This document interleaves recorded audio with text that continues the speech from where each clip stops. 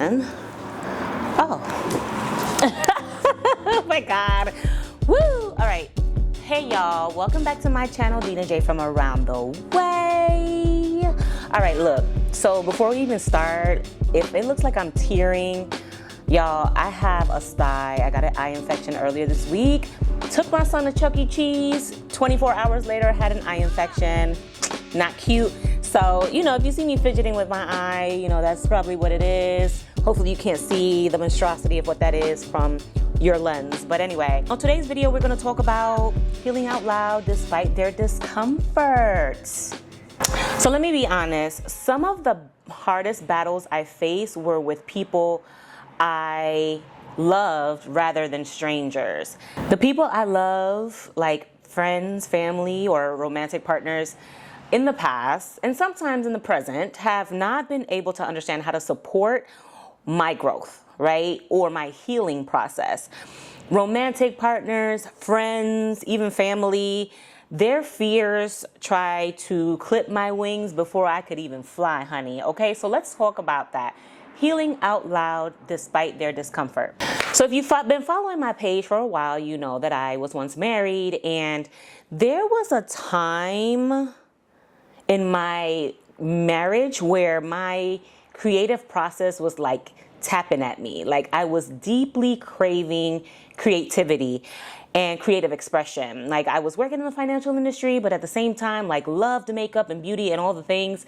And like let's say 7 years ago, I started to like want to be a little bit more outward with my creative expression. And initially it started with Instagram. Like that was like the big thing at the time, and everybody was doing stuff on Instagram. So I naturally wanted to, you know, go in on that, just wanting to express, because I've always been a very creative person, and I will definitely do another video about how much I suppressed my creativity over the years. But specifically, when I think about my marriage, there was a time where I wanted to share my voice, my perspective, my own story on social media, just in general, like nothing related to us as a couple or anything like that, but just be out there. And my ex-husband, he was not supportive at all. He was not supportive at all of that. And he absolutely discouraged me from, I forgot to put my rings back on, and I fear losing them. So anyway, he did not support it because to him, well, what he told me at the time was, oh, privacy, privacy, I'm a private person, and blah, blah, blah.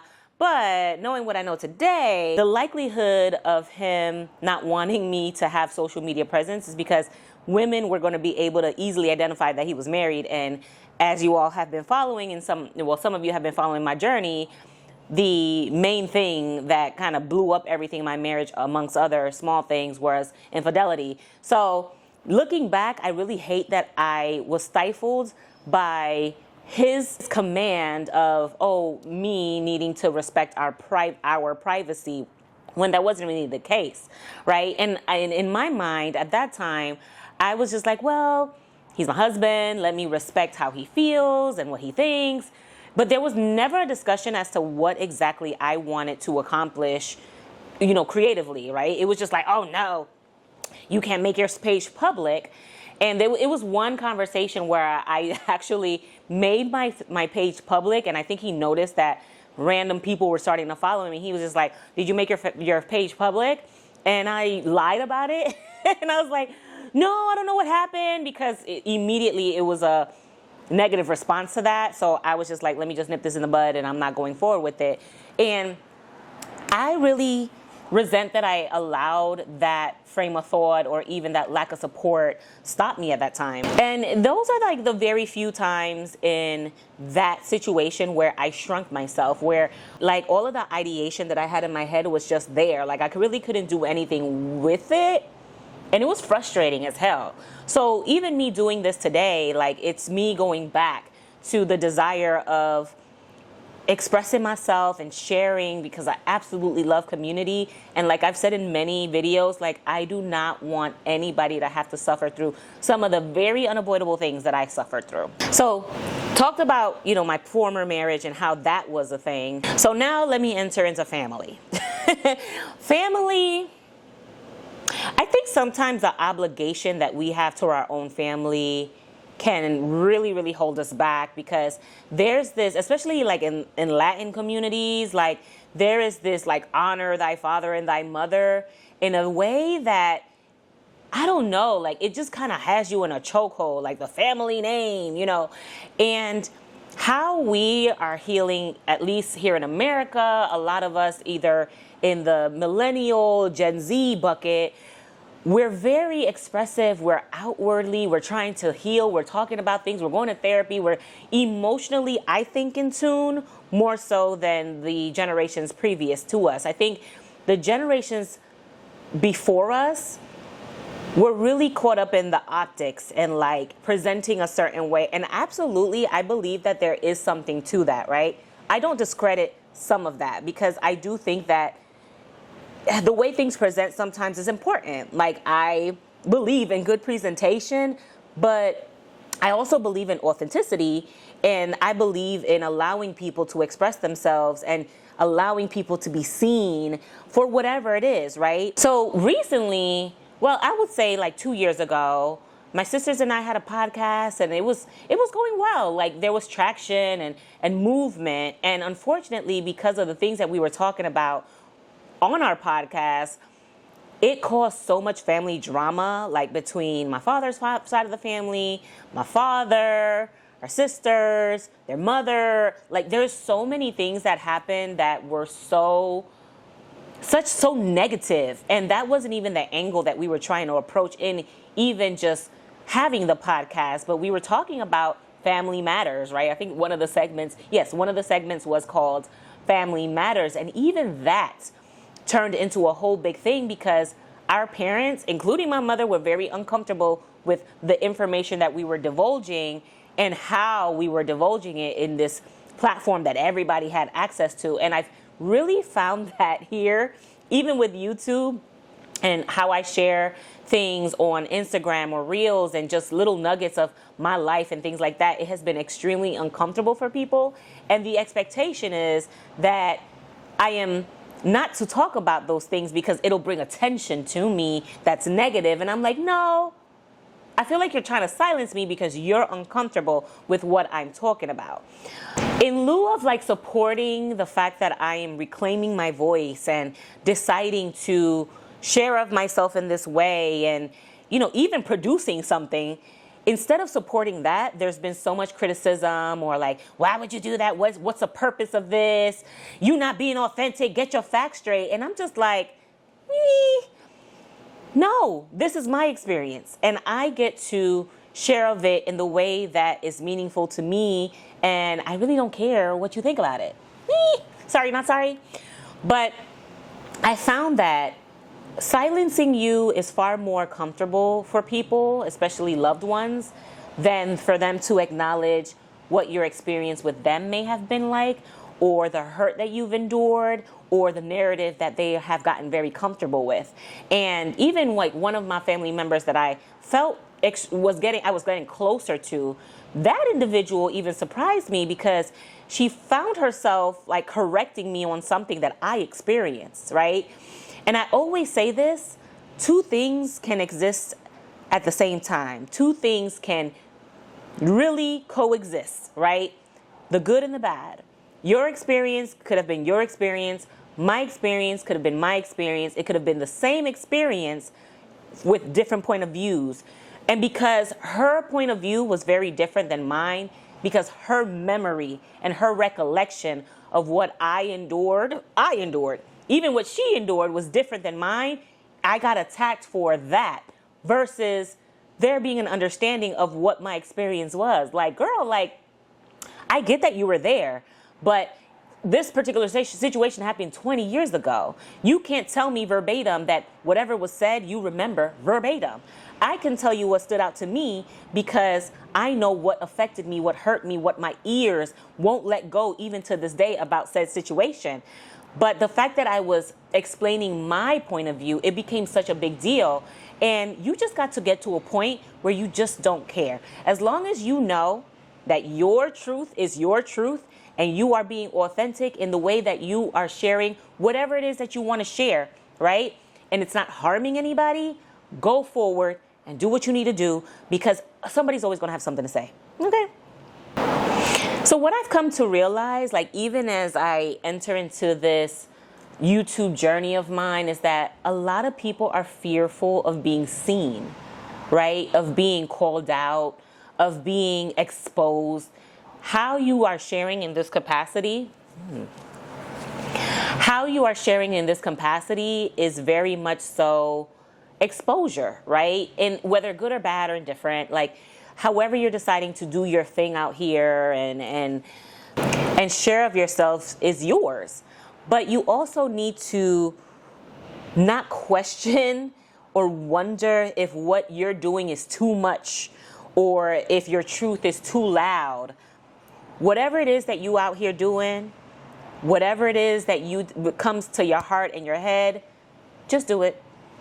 Just do it, and in good taste. I think that also people are scared to be known.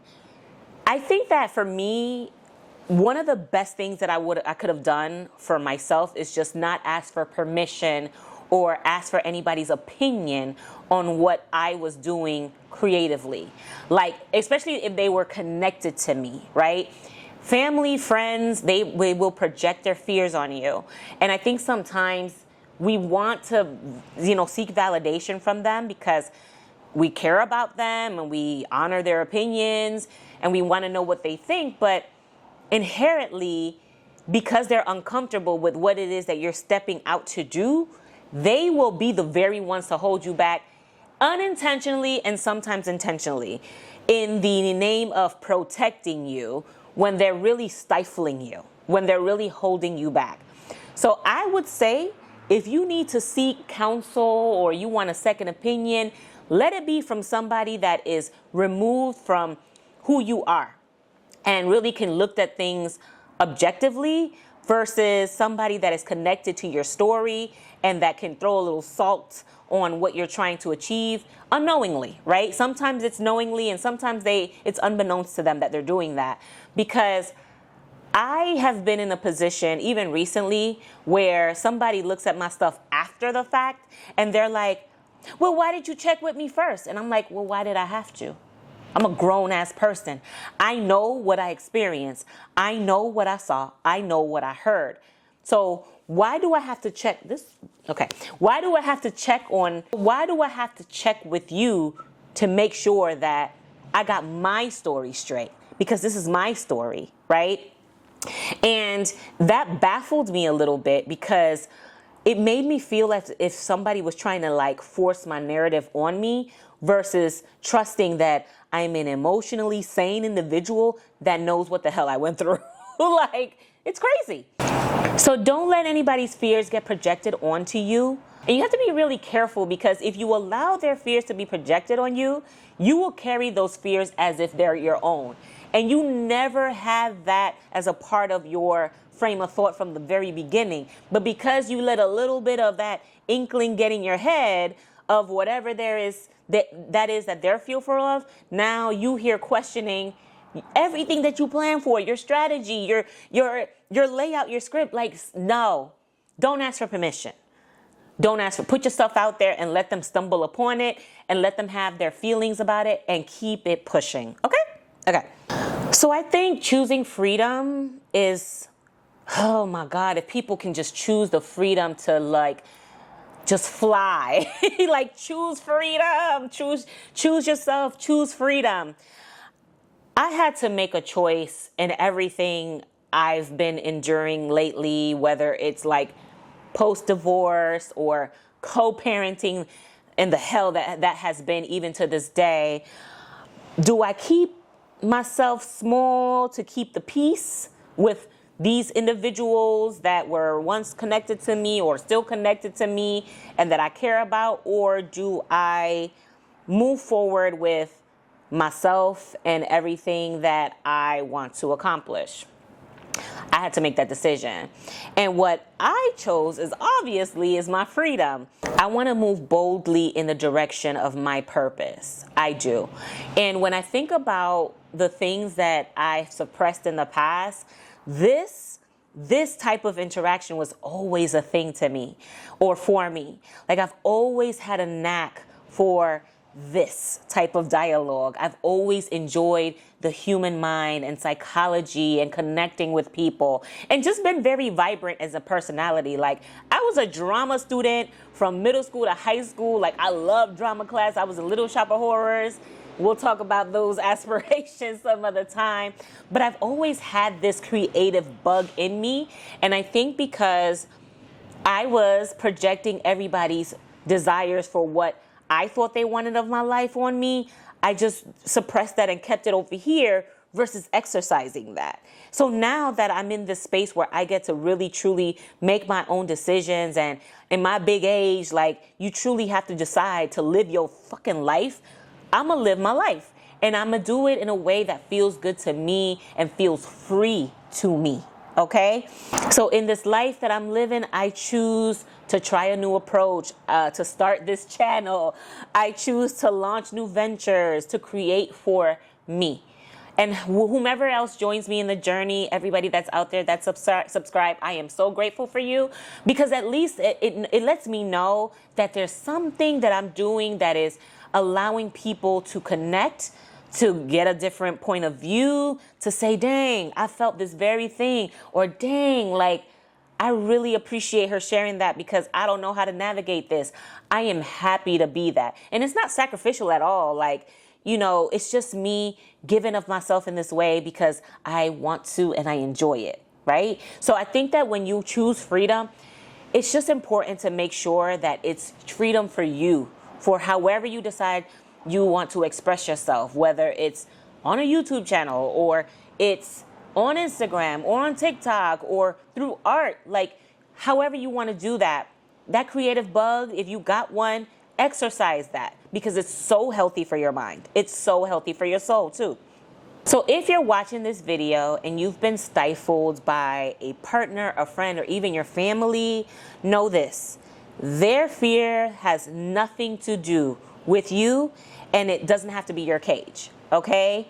It doesn't have to be your cage. You do not have to be that bird that is stuck in the cage and unable to fly free because all these people have these ideas, thoughts, or fears, or anything to put on you as to how they feel about what you want to do with yourself. Like, it's yours. This life is yours, okay? And you can always start over. Please, I encourage you to start over. Dust yourself off and try again. If anybody's an Aaliyah fan, I'm a baby girl fan. And if at first you don't succeed, dust yourself off and try again because you deserve to. All right? Anyway, if my content resonates with you, if this video resonates with you, please be sure to like, share, and subscribe. And I will see you next week. You can also find me on all social media handles listed above. And yeah, till next time, all right? Bye!